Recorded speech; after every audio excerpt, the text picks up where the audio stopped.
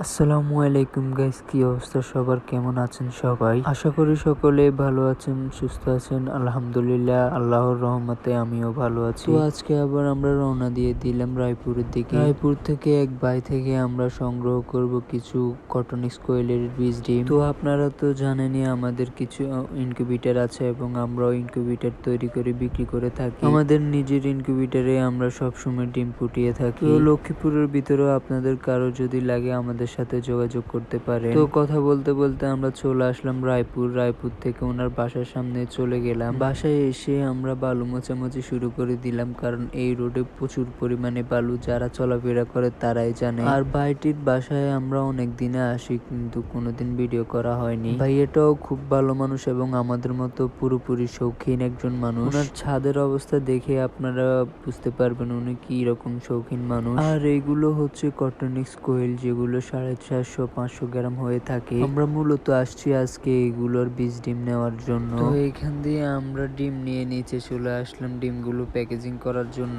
ভালো করে কাঠের ভুসি দিয়ে প্যাকেজিং করে আমরা রওনা দিয়ে দেব আমাদের বাসার দিকে। তো আমরা রওনা হয়ে গেলাম বাসার দিকে। সবাই সুস্থ থাকবেন, ভালো থাকবেন, দোয়া করবেন আমাদের জন্য যেন আল্লাহ আমাদের খামারে বরকত দান করে।